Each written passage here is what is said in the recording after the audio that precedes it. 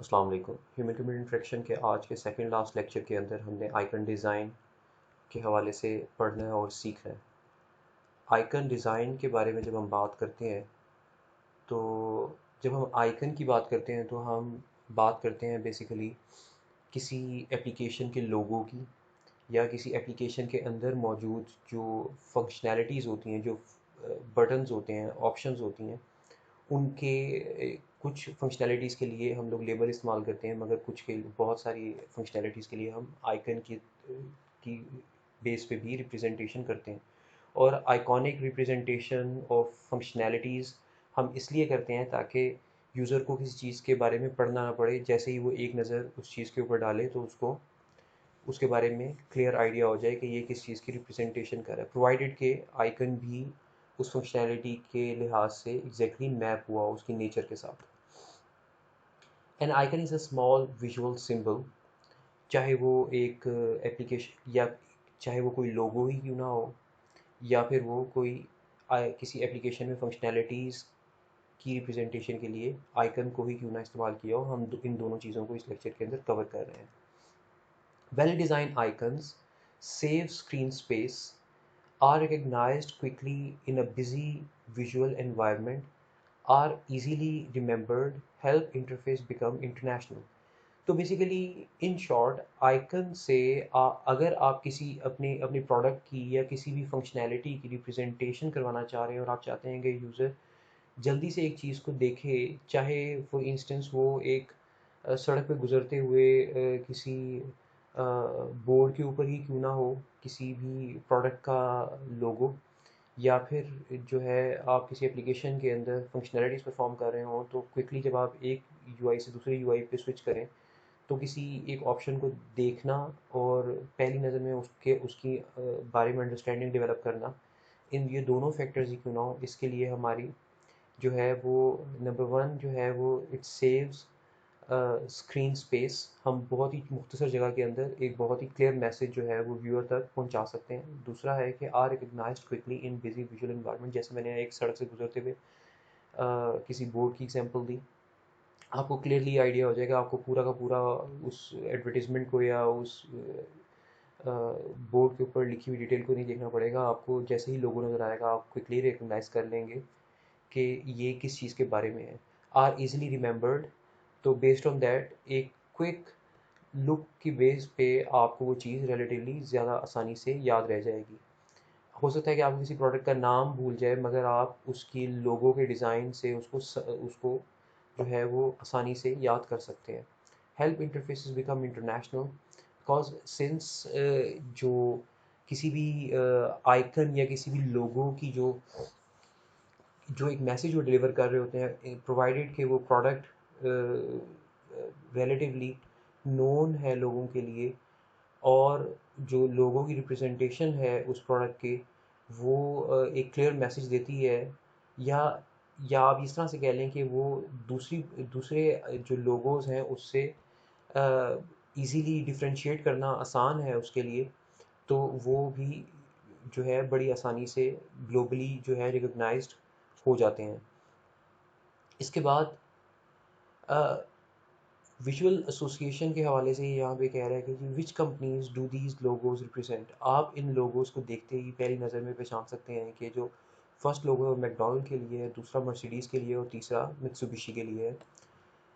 और ये भी आप तब कर पा रहे हैं जबकि visual symbols are easily remembered based on the fact जो है आप बेसिकली इनको रिकॉग्नाइज कर पा रहे हैं, इवन के powerful association even though all colours were removed.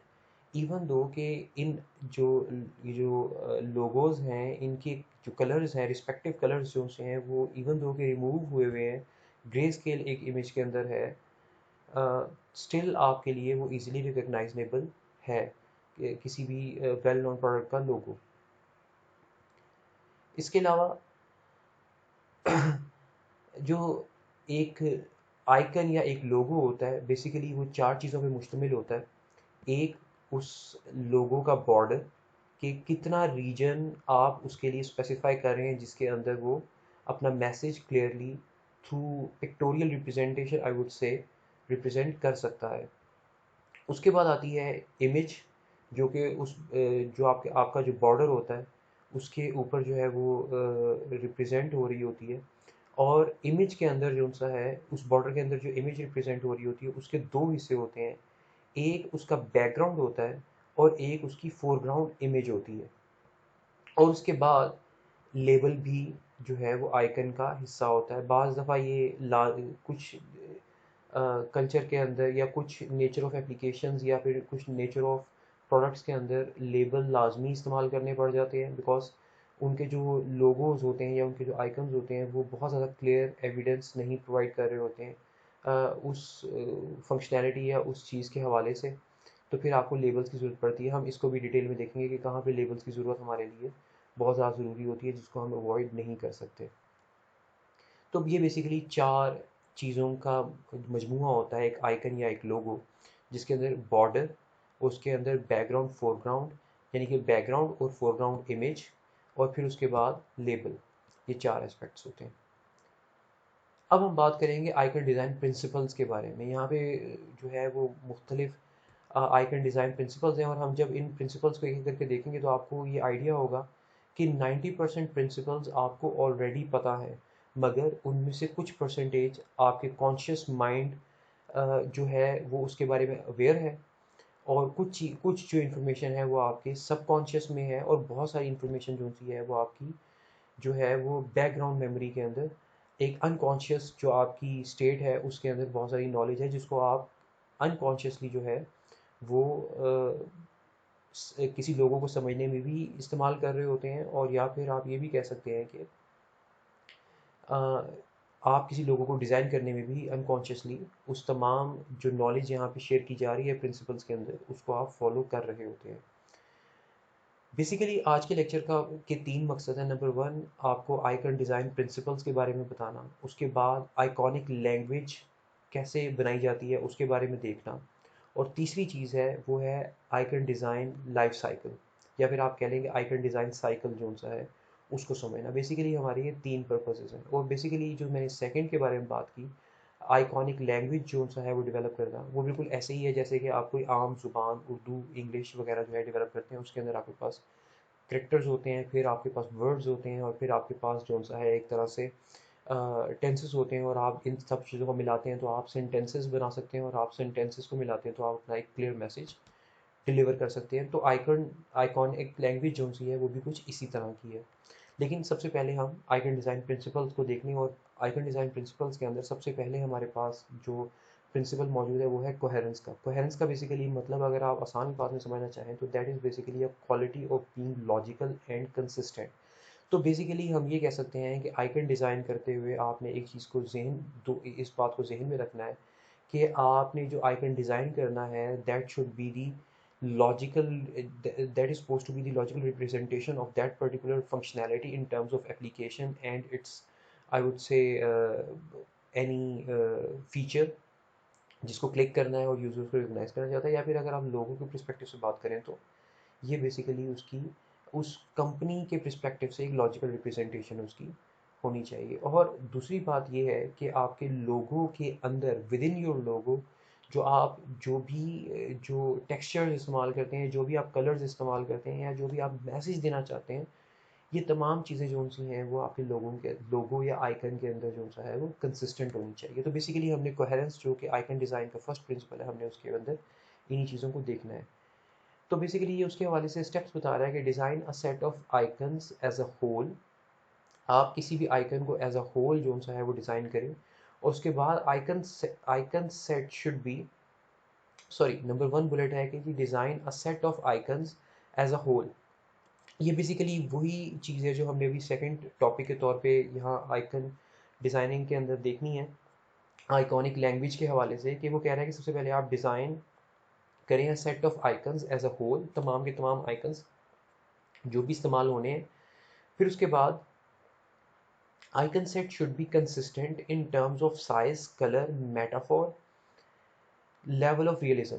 तो बेसिकली जो आइकन, जैसे कि मैंने आपको लास्ट स्लाइड के अंदर बताया कि जो एक आपके पास एक ये जो एक बॉर्डर है, आप इसकी मैक्सिमम यूटिलाइजेशन जितनी भी आप करना चाहें उसकी आप करें, you literally allowed to do that, but you can not come out of it और this is not an intelligent approach कि आप उसमें से कुछ जगह को इस्तेमाल ना करें। यस, ओवरडू करना जो है हमारा कभी भी मकसद नहीं है, बट ये है कि आप उस स्पेस को मैक्सिमम यूटिलाइज करें। तो उस पर्सपेक्टिव से वो बेसिकली यहाँ पे कह रहा है कि icon set should be consistent in terms of size, colour, और हम देखेंगे अभी आने वाली स्लाइड्स के अंदर कि कैसे कलर की इनकंसिस्टेंसी जो सी है वो आपको क्लियर रिप्रेजेंटेशन नहीं होने देती।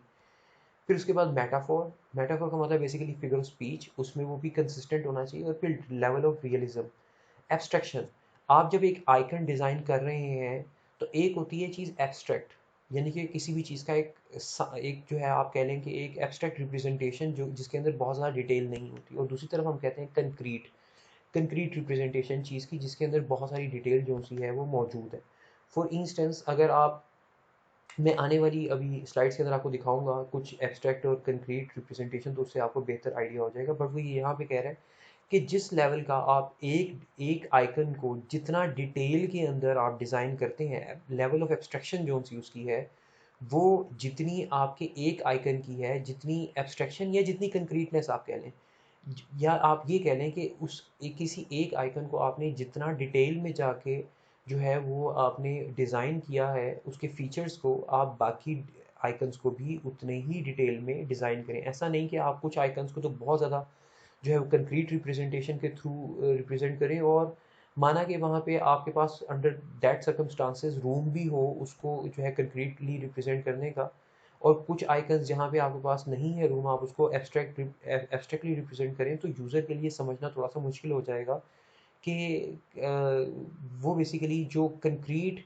जो आइकन्स हैं उनको समझने में जितना अपने जहन को मिनिमम जो है वो इंगेज कर रहा होगा, वो कोशिश करेगा कि बाकी आइकन्स को भी वो उसी मिनिमम इंगेजमेंट ऑफ माइंड से जो सा है वो उसको समझ सके, उन आइकन्स को समझ सके, जो कि पॉसिबल नहीं होगा सिंस वो जो बाकी के आइकन्स होंगे वो रिलेटिवली एब्स्ट्रैक्ट होंगे। तो बेसिकली लेवल ऑफ एब्स्ट्रैक्शन, या फिर आप ये कह लें कि लेवल ऑफ कंक्रीटनेस जो सा है, या फिर आप ये कह लें कि जिस हद तक आप किसी भी आइकन को डिफाइन करते हैं, सॉरी, वो सेम होना चाहिए तमाम आइकन्स के लिए। और एंड पे वो ये कह रहा है कि the icons in a set should be visually balanced. तो वो बेसिकली विजुअली भी बैलेंस्ड होने चाहिए। मैं विजुअली बैलेंस को यहाँ पे एक्सप्लेन नहीं करूँगा बिकॉज ये आइकन डिज़ाइन प्रिंसिपल में से एक principle, if I am not wrong, visually balanced या फिर विजुअली इम्बैलेंस्ड आइकन के हवाले से है, उसको हम डिटेल में देखेंगे और समझेंगे। और उसके बाद ये यहाँ पे कह रहा है कि visual distinctions should have significance, कि अगर एक आइकन दूसरे आइकन से डिस्टिंक्ट है, उसको एक आइकन को दूसरे आइकन से में फ़र्क करना आसान है, तो और वो अपनी रिस्पेक्टिव फंक्शनैलिटी को सही तरीके से रिप्रेजेंट कर रहे हैं, तो ये दो आइकन जो से हैं एक एप्लीकेशन के अंदर इकट्ठा इस्तेमाल करना एक अच्छी अप्रोच है, बिकॉज जो यूज़र्स हैं वो अमंग दी आइकन जो है वो कंफ्यूज नहीं होंगे। वेयर एज वो दूसरी तरफ ये भी कह रहा है कि एक्सट्रॉनियस डेकोरेशंस डिस्ट्रैक्ट्स, कि अगर आप बहुत ज़्यादा जो है अपने आइकन के अंदर decorations whereas on the other end add करेंगे, तो वो यूज़र को डिस्ट्रैक्ट करेगी और वो उसको क्लियरली समझने नहीं देगी। और ये जो आखिरी एस्पेक्ट है एक्सट्रॉनियस डेकोरेशंस डिस्ट्रैक्ट, ये हम तकरीबन विजुअली बैलेंस्ड या विजुअली इम्बैलेंस्ड जो एक आइकन डिज़ाइन प्रिंसिपल है वहाँ पे भी इसको हम कवर करेंगे। सो इसके बाद हमारे पास जैसे मैंने अभी पिछले हाईलाइट किया कि विजुअली इम्बैलेंस्ड आइकन्स, बेसिकली आपके icons are not suppose to be visually imbalanced, your icons are suppose to be visually balanced. तो बेसिकली आइकन डिज़ाइन प्रिंसिपल जो सा है उसके अंदर ये भी एक प्रिंसिपल शामिल है। और उसके अंदर ये अगर हम इसके फर्स्ट बुलेट को देखें तो ये कह रहा है कि an early version of paint brush displayed visually incoherent icons. अगर हम कोहेरेंस या इनकोहेरेंट के हवाले से देखना चाहें तो क्या थी कोहेरेंस? कोहेरेंस थी the quality of being logical and consistent. So you are suppose to be logical, यानी कि आप जिस फंक्शनैलिटी की रिप्रेजेंटेशन विजुअली कर रहे हैं that should be logically mappable by the mental model of the audience. और दूसरी तरफ ये है कि जो आपके आइकन्स का जो एक कॉन्सेप्ट आप इस्तेमाल कर रहे हैं वो थ्रू आउट द आइकन जो है वो सेम होना चाहिए, थीम जो सा है वो सेम होना चाहिए। तो इस हवाले से मैं वापस यहाँ पे आया और यहाँ पे हमको दोबारा फर्स्ट बुलेट को दोबारा से एक्सप्लेन करने की कोशिश करता हूँ ताकि बेहतर तरीके से समझ में आ सके। An early version of paint brush displayed visually incoherent icons. तो बेसिकली ये जो सेट ऑफ आइकन्स है ना अर्ली पेंट ब्रश के, वो बेसिकली ये हैं। ठीक है, ये इसके हवाले से इस बुलेट के अंदर बात कर रहा है। वो कह रहा है कि ये जो है इनकोहेरेंट है, लॉजिकल रिप्रेजेंटेशन नहीं दे रहे। फॉर इंस्टेंस या इन दो आइकन से एटलीस्ट मुझे जो है वो रिप्रेजेंटेशन क्लियरली इंडिविजुअली अगर आप इन दो आइकन्स को देखें तो आपको नहीं समझ में आ पाएगा कि ये दोनों कैसे एक दूसरे से मुख्तलिफ हो सकते हैं। माना कि it has something to do with star and this has something to do with square और I can say like rectangle, लेकिन क्लियर स्टिल नहीं हो पा रहा कि ये how it is going to behave once you click on it. और same goes with these two icons and as well as these two icons. तो basically ये कह रहा है कि विजुअली इनकोहेरेंट आइकन्स हैं इस अर्लियर वर्जन ऑफ पेंट के आइकन्स। और हमने प्रीवियस सॉरी स्लाइड के अंदर देखा कि इनकोहेरेंट या कोहेरेंस बेसिकली होती क्या है। और इसके अलावा ये सेकंड बुलेट के अंदर कह रहा है the lower icons are simple and visually light weight, the upper icons are very full, या फिर आप कह लें फुल ऑफ कलर्स या फिर हैवी। तो वो बेसिकली इन्हीं के हवाले से बात कर रहा है कि ये जो नीचे के आइकन्स हैं 10 आइकन्स, ये रिलेटिवली जो है वो कलर परस्पेक्टिव से लाइट है। That is why they are at least easily I would say visualizable. Whereas on the other end यहाँ पे जो ऊपर के जो आइकन्स हैं ये बहुत ज़्यादा कलरफुल हैं। इनके अंदर जैसे उसने लास्ट स्लाइड के अंदर कहा था, मैं वापस यहाँ से आपको दिखाना चाहूँगा। ये जो उसने कहा था एक्सट्रॉनियस डेकोरेशंस डिस्ट्रैक्ट्स, तो बेसिकली ये उसी पॉइंट को कवर करते हुए कह रहा है आई वुड से डायरेक्टली और इनडायरेक्टली कि ये जो एक्स्ट्रा जो आप एक तरह से गार्निशिंग या बहुत ज़्यादा ओवरडू कर देते हैं कलर परस्पेक्टिव से, तो वो एक क्लियर मैसेज नहीं देने देता, समझ नहीं आती। वेयर एज वो कह रहा है कि at the other end the redesigned icons of M S paint, ये इनकी बात कर रहा है अब, in comparison with this set of icons of the earlier version of paintbrush are more balanced and consistent। तो बेसिकली ये जो से हैं वो विजुअली ज़्यादा बैलेंस्ड हैं और विजुअली बहुत ज़्यादा कंसिस्टेंट हैं रिलेटिवली, और इनको जो है रिलेटिवली इनको समझना आसान है इन आइकन्स को।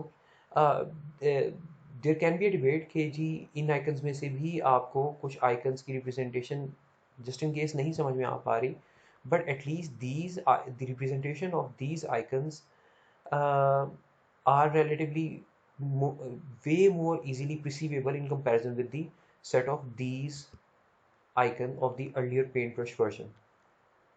तो बेसिकली ये सेकंड प्रिंसिपल था, if I am not wrong this was the second principle of visually imbalanced icons, so your icons are not supposed to be visually imbalanced।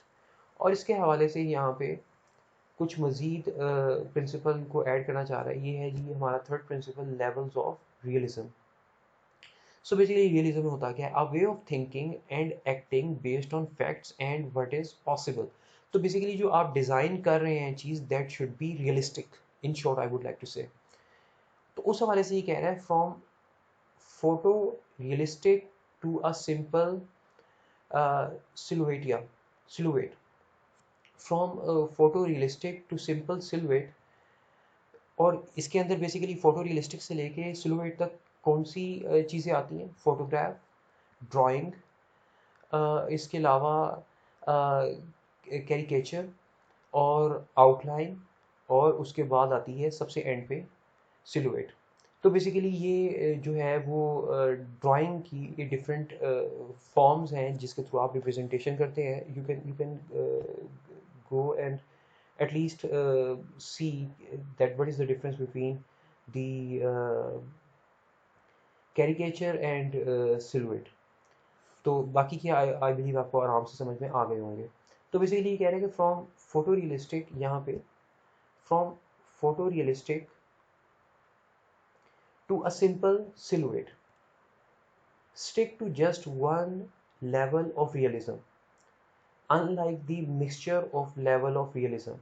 तो बेसिकली क्या कह रहा है कि a way of thinking and acting based on the facts and what is possible। तो आप basically जितना depth में जा रहे हैं किसी भी आइकन को डिज़ाइन करते हुए और कॉन्सेप्ट पर्सपेक्टिव से आप जो है वो जितना फैक्ट्स को मद्देनज़र रख रहे हैं एक आइकन के लिए, तो इन्हीं एस्पेक्ट्स को इक्वली मद्देनज़र रखें पूरी पूरी आइकॉनिक लैंग्वेज को डिज़ाइन करने के लिए। आइकॉनिक लैंग्वेज क्या है कि एक एप्लीकेशन के अंदर जितने भी आइकन्स इस्तेमाल होने होते हैं उनका तमाम का जो मजमू है वो आइकॉनिक एक लैंग्वेज कहलाती है with respect to that particular application. और उसके बाद वो लास्ट बुलेट में कह रहा है कि symbols can be drawn at different levels of abstraction. I would से ये डिपेंड करता है सिनेरियो टू सिनेरियो कि आप लेवल ऑफ एब्स्ट्रैक्शन जो सी है उसको वेरी करवा सकते हैं या नहीं। But in normal circumstances I would से this is not a good idea. और ये यहाँ पे कुछ यहाँ पे लेवल ऑफ रियलिज्म की एक एग्जांपल भी दे रहा है कि आप जो है वो जो सिम्बल्स कैन, जैसे कि इसने यहाँ पे कहा ना कि symbols can be drawn at different levels of abstraction. तो वो इसने यहाँ पे एग्जांपल के तौर पे इनको एक्सप्लेन करने की एक रिप्रेजेंटेशन दे रहा है। और उसके बाद बारी आती है यहाँ पे लेजिबिलिटी के हवाले से। लेजिबिलिटी यानी कि किसी भी आइकन, जैसे हमने लेजिबिलिटी ऑफ जो टेक्स्ट देखा था कि बेसिकली वो तमाम फैक्टर्स जो टेक्स्ट की रीडेबिलिटी को इन्हेंस करते हैं वो आते हैं अंडर लेजिबिलिटी।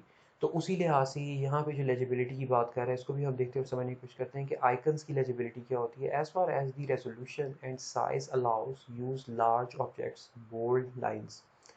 तो जैसे मैंने पहले भी कहा इसी लेक्चर के अंदर कि आपके पास जितनी गिवन स्पेस है आप ओवरडू ना करें, but try to use the maximum space that is being given to you for the icon या फिर लोगो आई वुड से।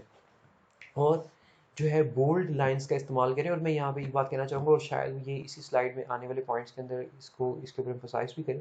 ये डिपेंड करता है कि आप जो आइकन डिज़ाइन कर रहे हैं या लोगो डिज़ाइन कर रहे हैं उसको कितने डिस्टेंस से देखा जाएगा। आया वो एक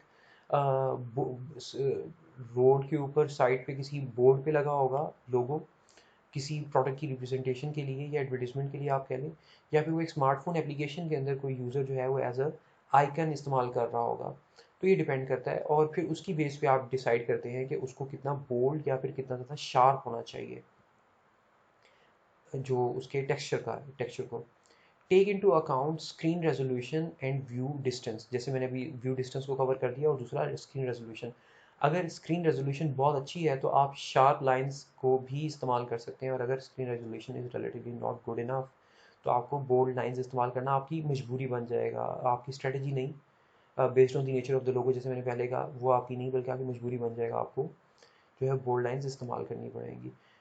Good foreground and background contrast is also very important to enhance the legibility of the icon. Avoid arc and oblique lines, जिनको वो जैगीज भी कह रहे हैं। जैगीज बेसिकली क्या होता है, अगर आप किसी इमेज को बहुत ज़्यादा फॉर इंस्टेंस जब आप उसको बहुत ज़्यादा जूम करते हैं और उसकी जो अगर वो रिलेटिवली लाइक जितनी भी उसकी रेजोल्यूशन हाई है but in comparison with its resolution आप उसको रिलेटिवली ज़्यादा जूम करते हैं तो आप देखते हैं कि उसके पिक्सल्स एक एक करके आपको नज़र आने शुरू हो जाते हैं।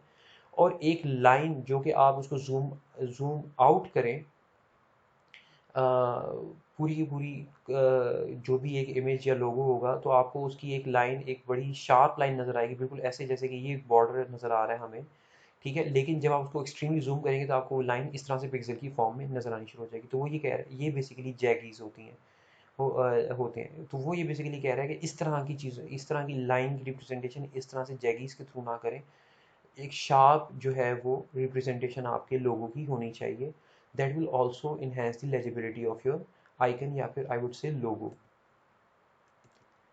और ये इसके अलावा एक और एस्पेक्ट के हवाले से बात कर रहा है, अगर आपने लेजिबिलिटी इन्हेंस करनी है तो वो कह रहा है कि एक्सटर्नल शेप जिसको सिलुएट भी कहते हैं, जैसे मैंने वो कहा था कि गूगल करके उसको चेक कर लें, तो एक्सटर्नल शेप जो सी है conveys most of the information, but out of all the external shapes आपने डिसाइड ये करना होता है कि कौन सी जो एक्सटर्नल शेप है वो बेस्ट रिप्रेजेंटेशन कर रही है। फॉर इंस्टेंस अगर हम ये कहें कि हमने एक एप्लीकेशन, एक एयरलाइन की एप्लीकेशन बनानी है और उसके अंदर हमने जो एयरलाइन की रिप्रेजेंटेशन है थ्रू एरोप्लेन करनी है, तो हम किस तरह की जो है सिलोवेट को इस्तेमाल करें, करते हुए जो है उसकी रिप्रेजेंटेशन करें। ये तमाम की तमाम सिलोवेट हैं जो कि एक जहाज़ की रिप्रेजेंटेशन कर रहे हैं, तो इनमें से आपके ख्याल में कौन सा बेहतर है जो कि जहाज़ की रिप्रेजेंटेशन कर रहा है।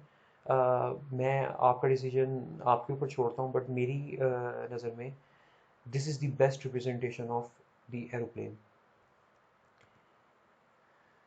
और इसके अलावा वो बात करता है कि रिकग्निशन एंड रिकॉलिंग, वो भी फैक्टर जो है यहाँ पे आता है। Where possible choose a symbol familiar to the viewers. तो जो जिस लोगों को लोग रिलेटिवली ज़्यादा रिकग्नाइज करते हैं, आप कोशिश करें कि आप उसको इस्तेमाल करें। और उसको जिसकी एक मैं example, which is not a good idea I would से, बट मैं एक आपको एक बिजनेस पर्सपेक्टिव से बता दूं कि जैसे कि नाइकी का जो एक इनका एक लोगो है, उससे मिलते जुलते बहुत सारे ब्रांड्स हैं जिनके जो लोगोज हैं वो सिमिलर हैं, not same obviously due to the copyright policy, लेकिन जो है वो सिमिलर है। तो उन्होंने भी कुछ इसी तरह से इसको इस्तेमाल किया, but this is not ethical I would से, और ये आपको एक जो है वो इंडिपेंडेंट रिप्रेजेंटेशन नहीं देगा। बट मैंने ये सिर्फ इस तरह को कोट किया है क्लियरली इस फिनोमिनन को समझाने के लिए। बट मैं इसकी इसका जो असल मकसद है वो ये है बेसिकली कि अगर आपने फॉर इंस्टेंस किसी प्रोडक्ट को रिप्रेजेंट करना है, तो आप उस प्रोडक्ट की, लोगों की नज़र में उस प्रोडक्ट की जिस ऑब्जेक्ट के थ्रू बेस्ट रिप्रेजेंटेशन हो सकती है, उसके थ्रू उसकी रिप्रेजेंटेशन करवाएं। फॉर इंस्टेंस जैसे अगर आपने किसी, फॉर एग्जांपल अगर आपने किसी हॉस्पिटल की जो है रिप्रेजेंटेशन करवानी है, तो अक्सर आइकन्स के अंदर आपको एक सॉर्ट ऑफ हट या एक बिल्डिंग नज़र आती है जिसके अंदर किसी ना किसी तरीके से प्लस का साइन जो है वो इम्बेड किया होता है। तो ये इस तरह की जो आइकन्स की जो एक पैटर्न है वो रिलेटिवली लोगों के लिए ज़्यादा आसानी से रिकग्नाइजेबल है।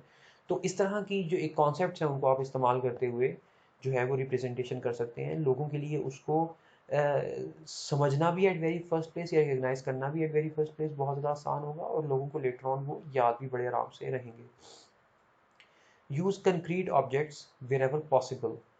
Abstract concepts and actions are difficult to visualise. जैसे हमने शुरू की एक दो स्लाइड में जहाँ पे हमने आइकन डिज़ाइन प्रिंसिपल्स को देख रहे थे, तो उसने कहा था कि जो है आप जो है वो सेम लेवल ऑफ एब्स्ट्रैक्शन को इस्तेमाल करें। तो मैं यहाँ पे फर्दर उसकी डिटेल में जाते हुए ये कह रहा है कि अगर आप यूज़र को रिकग्नाइज करवाना चाहते हैं रादर देन रिकॉलिंग, कि आप उसकी मेमोरी को हिट करें, आप उसकी उसकी जो एक ब्रेनस्टॉर्मिंग है उसको अगर आप सिर्फ यूटिलाइज करते हुए रिकग्नाइज करवाना चाहते हैं यूज़र को उस आइकन के हवाले से, तो बेहतर ये है कि अपने अपने लोगोस को या अपने आइकन्स को जो है वो ज़्यादा से ज़्यादा जो है वो कंक्रीट बनाने की कोशिश करें, उसके अंदर जितनी ज़्यादा मैक्सिमम डिटेल ऐड करने की कोशिश करें। बट मैं यहाँ पे एक और चीज़ हाईलाइट करना चाहूँगा, you are supposed to define a clear line that how much of concreteness is too much, और उसके बाद जो सा है वो अपनी अहमियत जो है वो खोना शुरू कर देगा। जैसे कि मैं वापस जाता हूँ जहाँ पेंट की जो आइकन्स दिए हुए थे,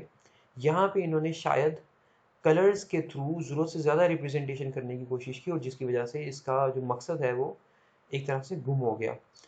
तो इसलिए आपके लिए ये ज़रूरी है कि आप इवन कि जो ये स्केचेस भी बना रहे हैं इसके अंदर एक कोशिश करें कि मैक्सिमम कंक्रीटनेस लेके आएँ, मिनिमम एब्स्ट्रैक्शन हो, मगर जो है जो एक ट्रेड ऑफ है उसकी रियलाइजेशन हमेशा आपके दरमियान में आपके ज़हन में रहनी चाहिए कि किस हद तक कंक्रीटली आइकन को रिप्रेजेंट करवा देना इज़ टू मच। अगर इससे ज़्यादा डिटेल शामिल की जाएगी तो चीज़ें रिकग्नाइज करना यूज़र के लिए मुश्किल हो जाएंगी। फॉर इंस्टेंस अगर इस जहाज़ की रिप्रेजेंटेशन को फर्दर आप कंक्रीट बनाना चाहते हैं, तो आप यहाँ पे विंडोज़ बना सकते हैं, राइट। अगर आप इसको फर्दर कंक्रीट बनाना चाहते हैं तो शायद आप यहाँ पे इसके जो विंग्स हैं यहाँ पे आप इंजन की रिप्रेजेंटेशन भी ऐड ऑन कर दें। और मज़ीद अगर कंक्रीटनेस इसके ज़्यादा ऐड करेंगे based on the given space, अगर आप इसके अंदर मज़ीद ऐड करें, फॉर इंस्टेंस इसके आप जो है वो लैंडिंग गियर की भी कुछ रिप्रेजेंटेशन ऐड करना चाहते हैं, या फिर आप जो विंग्स के ऊपर जो फ्लैप्स होते हैं जिसकी बेस के ऊपर जहाज़ अपनी डायरेक्शन चेंज करता है, अगर आप उसकी रिप्रेजेंटेशन करें तो this is too much concreteness, और शायद इतनी स्पेस के अंदर और इतने मिनिमम कलर्स के अंदर उसकी रिप्रेजेंटेशन ना हो सके, और जब इतना बढ़ाते चले जाएंगे तो शायद वो अपना असल रिप्रेजेंटेशन का मकसद क्लियरली खो दे। लोगों को देख के शायद एट वेरी फर्स्ट प्लेस समझ भी ना आ पाए in comparison with the icon with relatively less concreteness कि ये बेसिकली क्या रिप्रेजेंटेशन कर रहा है। वापस चलते हैं हम रिकग्निशन रादर देन रिकॉल के ऊपर, और यहाँ पे देखते हैं। इसके अलावा वो एक एग्जांपल कोट कर रहा है हमारे पास कि there is no good icon for the concept of undo, I would say as well as redo, but in the meantime there is a convention of backward curving arrow या फिर forward curving arrow in case of redo. तो basically जो ये arrows हैं undo के और redo के, अगर आप रियलाइज़ करें अभी वाइल वी आर टॉकिंग, तो हमारे पास अंडू और रीडू के लिए कोई क्लियर मैसेज देता हुआ आइकन नहीं है। जैसे कि फाइल के लिए हमारे पास होता है, सेव के लिए हमारे पास होता है, एक्सिट डिलीट के लिए हमारे पास होता है, उस तरह से हमारे पास अंडू के लिए क्लियर आइकन आज तक मौजूद नहीं है। हाँ, जो बैकवर्ड एरो और फॉरवर्ड एरो जिसको हम आई वुड से कि एज अ सेकेंडरी आइकन हम इस्तेमाल कर रहे हैं, सिर्फ अपना काम चलाने के लिए इस्तेमाल कर रहे हैं। हाँ, over the period of time हमारी जो मेंटल मॉडल है उन आइकन बैकवर्ड और फॉरवर्ड एरो को लेके भी बहुत कर्विंग एरो, कर्वी सा जो एरो होता है उसको लेके भी बहुत ज़्यादा स्ट्रॉन्ग हो चुकी हुई है। बट अगर आप कॉन्शियस माइंड के साथ थोड़ा सा फोकस करें तो आपके पास अंडू और रीडू के लिए की रिप्रेजेंटेशन के लिए कोई लिटरल आइकन मौजूद नहीं है। और उसके बाद वो ये कह रहा है कि अगर आप रिकग्निशन और रिकॉल को अगर फर्दर इन्हेंस करना चाहते हैं, provide textual labels. I would से कि ये डिपेंड करता है आपके लोगों की रिप्रेजेंटेशन के ऊपर। अगर उसको समझना रिलेटिवली आसान है, उस आई वुड से उस फंक्शनैलिटी को समझना थ्रू दैट पर्टिकुलर लोगो या आइकन आसान है, तो आई वुड से कि अवॉइड लेबलिंग दैट आइकन या लोगो। लेकिन अगर आपको लगता है कि relatively it is difficult to understand that particular logo or icon by the audience, तो आप वहाँ पे लेबलिंग ऐड कर सकते हैं। और ये यहाँ पे इसके अलावा हमें कह रहा है कि use colour Sprüngli, design first for, और यहाँ पे ये बता रहा है कि इसको किस तरह से आपने परफॉर्म करना है। मैं पहले यहाँ पे आपके सामने सारी की सारी स्लाइड दिखा देता हूँ, फिर उसके बाद बात करता हूँ। Design first for black and white and add any colour later on. आप ग्रे स्केल और ब्लैक के अंदर या वाइट और ब्लैक के अंदर या वाइट ब्लैक और ग्रे के कम्बिनेशन में फर्स्ट ऑफ ऑल जो है वो आइकन डिज़ाइन करें। उसके बाद अगर उस आइकन के अंदर किसी चीज़ को रिप्रेजेंट करने के लिए कलर की ज़रूरत है तो सिर्फ तब ही कलर को ऐड करें। Free use of colour overloads the viewer. Use gray tones and one or two colors। तो बेसिकली यहाँ पे ये रिप्रेजेंटेशन के थ्रू बताना चाह रहा है कि आप बेसिकली ब्लैक, ग्रे या वाइट कलर टोन को इस्तेमाल करते हुए मेनली आइकन को डिज़ाइन करें, और किसी स्पेसिफिक चीज़ को दिखाने के लिए एक से दो कलर्स का इस्तेमाल करें। और आप यहाँ पे देख सकते होंगे कि जहाँ जिन आइकन्स के अंदर रिलेटिवली कलर कम है, इस्तेमाल कम हुए हुए हैं, उनको जो है वो एट वेरी फर्स्ट लुक देखना और शायद समझना आसान है। शायद इस पेंट ब्रश को समझना स्टिल इजी हो, मगर इसको समझना बहुत ज़्यादा मुश्किल है। Same goes with I would से दिस वन। अगर ये इसमें कलर्स कम इस्तेमाल हुए तो शायद ये जो एक इसने इस्तेमाल कर रहा है जूम के लिए, ये एक बेहतर रिप्रेजेंटेशन दे सकता और समझ में चीज़ आ सकती। सेम गोज़ विद यहाँ पे ये जो एक रिप्रेजेंटेशन है, और इस तरह से आप बाकियों को भी फोकस कर सकते हैं और उसको देख सकते हैं। तो सबके बारे में नहीं, बट मेजॉरिटी के लिए अगर आप बहुत ज़्यादा कलर इस्तेमाल कर रहे हैं तो वो एक बेहतर आइडिया नहीं है। और इसकी कंटिन्यूशन में ये कह रहा है कि a well balanced consistent set of icons with restrained use of colour can increase the, I would say, the legibility. The evolution of the Microsoft Word icon bar from simple grayscale to limited use of color is as follows। ये यहाँ पे दिखा रहा है कि जैसे grey में बनाया, फिर ब्लैक और वाइट के और ग्रे के कम्बिनेशन में इसको दिखाया, और जहाँ पे फर्दर ज़रूरत पड़ी तो एक से दो कलर्स को इस्तेमाल किया, and the icons are giving I would say a pretty good representation against their functionality। Cultural and international issues, इनको भी आइकन डिज़ाइन करते हुए मद्देनज़र रखना होता है। Be aware of using text और alphabetic characters inside an icon. Icon के अंदर कैरेक्टर्स या वर्ड को इस्तेमाल करते हुए you need to be very careful. Y?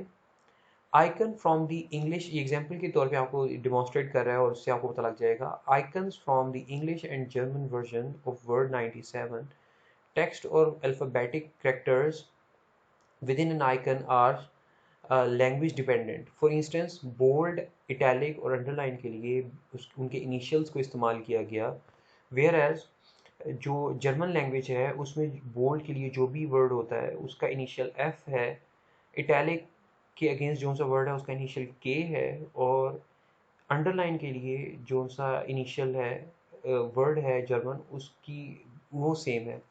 तो बेसिकली अगर आप इस तरह से आइकन डिज़ाइन कर देंगे तो डिफरेंट लैंग्वेज के अंदर उसको समझना फिर मुश्किल हो जाएगा। तो you need to be very careful while using any character or language related character I would say, uh, या फिर आप कह लेंगे वर्ड को इस्तेमाल करना, बिकॉज डिफरेंट कल्चर के अंदर फिर उसकी रिप्रेजेंटेशन दूसरे लोगों को समझ आनी मुश्किल हो जाएगी। Behaviour also of metaphors dependent on a particular culture. For example कि यूएस के अंदर जो मेल बॉक्स है उसकी रिप्रेजेंटेशन शायद इस तरह से ज़्यादा इंटुइटिव है, whereas in rest of the world it is more intuitive this way. Hand symbols, facial appearance, etc. vary immensely from culture to culture. Do not use them in icons. So basically वो ये कह रहा है कि character और कुछ symbolic representations और इसके अलावा फेशियल जेस्चर या हैंड जेस्चर्स जो से हैं, और ये लिटरली अगर आप डिफरेंट एथनिसिटीज़ को सर्च करें तो हैंड जेस्चर का डिफरेंट एथनिसिटीज़ के अंदर डिफरेंट मतलब होते हैं। तो इन चीज़ों को जिनको हाईलाइट किया गया है इस्तेमाल करना आइकन के अंदर, डिफरेंट कल्चर्स के अंदर उसकी रिप्रेजेंटेशन की अंडरस्टैंडिंग होना उन लोगों रिस्पेक्टिव लोगों के लिए मुश्किल हो सकता है। सो avoid it. Do not always use icons. Basically ये कहना चाह रहा है कि जैसे अगर आप इन आइकन्स को देखें, इन 4 आइकन्स को देखें, तो इनके हवाले से आपको समझना मुश्किल हो सकता है कि इनमें से कौन सी है वो सेल्फ सर्विंग की है, कौन सी है वो ड्रिंक के लिए है, कौन सी है वो जो है वो लाइक होटल की है, या फिर आप कह लें कि बुफे की है। तो ये आपके लिए चीज़ें मुश्किल हो सकती हैं। वेयर एज़ वो ये बता रहा है कि जो ये फर्स्ट रिप्रेजेंटेशन है ये बार की है, सेकंड जो है वो स्नैक्स की है, थर्ड जो है वो रेस्टोरेंट की है, और लास्ट जो है वो सेल्फ सर्विस की है। बट इन आइकन्स को देखते हुए आप रिप्रेजेंटेशन से जो है वो इन्फर नहीं कर सकते कि कौन सी जो है वो किसकी रिप्रेजेंटेशन कर रही है, ख़ास तौर पे ये 3। तो इन सिनेरियोज के अंदर लेबल, या तो फिर आपके पास वाकई अगर लिटरली इतना बेहतर आइकन्स हैं तो वाई नॉट, अदरवाइज आपके लिए और कोई चारा नहीं है सिवाय इसके कि आप लेबल रिप्रेजेंटेशन को अपने आइकन के अंदर अकोमोडेट करें। अब हम आते हैं आइकॉनिक लैंग्वेज के ऊपर। आइकन डिज़ाइन प्रिंसिपल से गुजरते हुए हम अपने सेकंड जो हमारी मोटिवेशन है इस लेक्चर को कवर करने की, उसके अंदर हम आते हैं और आइकॉनिक लैंग्वेज को देखते हैं। For large set of icons it is often useful to develop an iconic language. जैसे मैंने शुरू में हमें प्रिंसिपल्स के अंदर देखा कि जो आइकन्स हैं उनका जो कॉन्सेप्ट है थ्रू आउट दी एप्लीकेशन जो है वो सेम होना चाहिए, सेम लेवल ऑफ एब्स्ट्रैक्शन इस्तेमाल हुई होनी चाहिए, सेम लॉजिकल अंडरस्टैंडिंग होनी चाहिए, सेम कंक्रीटनेस वगैरह वगैरह तमाम एस्पेक्ट्स। तो उस लिहाज से वो कह रहे हैं कि अगर किसी एप्लीकेशन के अंदर एक बहुत एक्सटेंसिवली आइकन्स में इस्तेमाल होना है तो बेहतर ये है कि आप एक आइकॉनिक लैंग्वेज जो है वो डेवलप कर लें पहले, और फिर उनको एप्लीकेशन के अंदर इस्तेमाल करें। An iconic language is a systematic way of combining elementary symbols into more complex icons, और उसके थ्रू हम आइकन्स बनाते हैं। इसके अंदर इसकी जो वोकेबलरी है is a set of primitive symbols होते हैं इसके अंदर, और फिर आपके पास ग्रामर होती है जिसके थ्रू आप जो है रूल्स टू कंबाइनिंग देम, आप इनके थ्रू जो है सिंबल्स और सिंबल्स को किन रूल्स के तहत कंबाइन किया जाता है, इन दो चीज़ों की बेस के ऊपर आप जो है वो लैंग्वेज बनाते हैं, आइकॉनिक लैंग्वेज बनाते हैं। और अगर आप किसी भी लैंग्वेज को देखें वहाँ पे भी लैंग्वेज का जो स्ट्रक्चर है वो इन्हीं चीज़ों के ऊपर बनता है। यहाँ बस सिंबल्स की जगह पे वर्ड्स आ जाते हैं और यहाँ पे ग्रामर स्टिल एग्जिस्ट कर रही होती है। यहाँ पे मोस्ट लाइकली हम इस एग्जांपल के थ्रू समझने की कोशिश करते हैं कि किस तरह से उसने वोकेबलरी बनाई है। सबसे पहले उसने बेसिकली हमारी जो टारगेट है वो है इन लोगोज या आइकन्स को बनाना for Word text document, Excel spreadsheet document, so and so forth. लेकिन हम इसको एज अ लैंग्वेज कैसे डिफ़ाइन करें कि यूज़र के लिए इसको समझना जो है वो एक रिलेटिवली आसान हो। तो उसने कहा कि सबसे पहले आप एलिमेंट्री सिंबल डिफ़ाइन करते हैं कि इस तरह का जो एलिमेंट्री सिंबल है वो डॉक्यूमेंट की रिप्रेजेंटेशन के लिए होता है इस तरह का, असिस्टेंट के लिए या असिस्टेंस के लिए, और ये जो है वो टेम्पलेट के लिए, थर्ड वन जो सा है वो टेम्पलेट रिप्रेजेंटेशन के लिए इस्तेमाल हो सकता है। अब उसने कहा कि अगर ऐसा डॉक्यूमेंट, या फिर हम टेम्पलेट के बारे में भी ऐसा कह सकते हैं कि ऐसा डॉक्यूमेंट जिसके अंदर टेक्स्ट आना होगा, तो उसके उसके अंदर हम इस तरह की जो है वो लाइंस जो है वो ड्रॉ कर देंगे ताकि एक बेहतर रिप्रेजेंटेशन हो सके यूज़र को कि ये जो डॉक्यूमेंट, ये जो एक नेचर ऑफ एप्लीकेशन है that has to do with the document. और फिर उसके बाद जहाँ पे स्प्रेडशीट्स आ रही हैं, टेबल्स आ रहे हैं वहाँ पे, या ग्राफ्स आप बिल्ड कर रहे हैं वहाँ पे, या एनालिसिस कर रहे हैं वहाँ के डेटा के ऊपर, तो उस हवाले से उसने ये उस डॉक्यूमेंट की नेचर के अंदर जो एलिमेंट्री सिंबल था डॉक्यूमेंट का, उसके अंदर उसने ये बॉक्सेस और ये ग्राफ ऐड कर दिया। उसके बाद जब प्रेजेंटेशन जैसे कि पावर पॉइंट है उसकी बारी आई, तो उसने यहाँ पे एक जो हमने लास्ट टाइम हमने देखा था, मेरे ज़हन में एग्जैक्ट टर्म नहीं है, बट जो हमने देखा था कि डॉक्यूमेंट को आप डिफरेंट, डॉक्यूमेंट की डिफरेंट सेक्शन है आप उसको डिफरेंट एक पर्टिकुलर टेम्पलेट के थ्रू आप उसको उसकी स्पेस डिफाइन कर देते हैं और फिर आप उसके अंदर जो है वो चीज़ों को अकॉर्डिंगली ऐड करते हैं, उनकी जो रिस्पेक्टिव चीज़ें जिनके लिए उनको आपने मुख्तस किया होता है, जो कि हमने वो जो सिक्काई का डॉक्यूमेंट था उसके अंदर मैंने आपको डिमॉन्स्ट्रेट किया था। तो प्रेजेंटेशन डॉक्यूमेंट जो सा उसके अंदर उसने बताया कि जैसे यहाँ पे हेडिंग आएगी और यहाँ पे आपके पास बुलेट्स होंगे, और इसी तरह से डेटाबेस के अंदर उसने दिखाया कि जो एक दो टेबल्स जो से हैं वो आपस में इंटरेक्ट कर रहे होंगे, तो ये उसने एलिमेंट्री सिंबल के अंदर, डॉक्यूमेंट के एलिमेंट्री सिंबल के अंदर उसने डॉक्यूमेंट टाइप की रिप्रेजेंटेशन यहाँ पे इसने कर दी। और फिर उसने कहा कि जिस तरह से जो वर्ड है डॉक्यूमेंट है वो डब्ल्यू से है, so and so forth, Excel जो सी है वो एक्स से है, और पावर पॉइंट को हम इस सिंबल के थ्रू रिप्रेजेंट करते हैं, और एक्सेल को, सॉरी एस को जो सा है वो हम इस से रिप्रेजेंट करते हैं। तो अगर हम ये जो लोगोज हैं, sort of I would like to say, ये जो लोगो, ये जो एक, ये जो इनकी एक करेक्टर या फिर एक जो ऑब्जेक्ट बेस्ड रिप्रेजेंटेशन है, अगर हम इसको इसके ऊपर मैप करते हैं तो हमारे लिए अब समझना आसान है कि यहाँ से भी हमें ये लाइन से भी आइडिया हो रहा है और ये प्लस डब्ल्यू से भी आइडिया हो रहा है कि ये डॉक्यूमेंट है और ये वर्ड डॉक्यूमेंट की नेचर का है, टेक्स्ट डॉक्यूमेंट नेचर का है, ये एक्सेल का है, सो एंड सो फोर्थ, और ये फिर उसी तरह से सिमिलरली टेम्पलेट को भी इस तरह से ही बता रहा है। और अगर मज़ीद यहाँ पे एग्जांपल ऐड की जाती तो असिस्टेंस के लिए भी इन्हीं के साथ यहाँ पे ऐड होती, ये भी इसी वोकैबुलरी को मिला के। तो बेसिकली इस तरह से आइकॉनिक लैंग्वेज डेवलप की जाती है स्टेप बाय स्टेप। और जब आप यहाँ तक पहुँचते हैं तो अगर आपका मेंटल मॉडल अनकॉन्शियसली या सबकॉन्शियसली ये जानता है, और अगर कॉन्शियसली जाने तो फिर तो बहुत ही अच्छी बात है कि उसको पता है कि ये जो आउटर बाउंड्री है ये डॉक्यूमेंट की रिप्रेजेंटेशन के लिए होती है, और लाइंस का मतलब है कि इसमें टेक्स्ट होगा, और उसके ऊपर ऑन टॉप डब्ल्यू लगा दिया जाए तो मतलब है कि ये टेक्स्ट टाइप का डॉक्यूमेंट है या फिर टेक्स्ट टाइप की एप्लीकेशन है, और उसकी जो जो एप्लीकेशन है या वो जो डॉक्यूमेंट है वो वर्ड टाइप का है।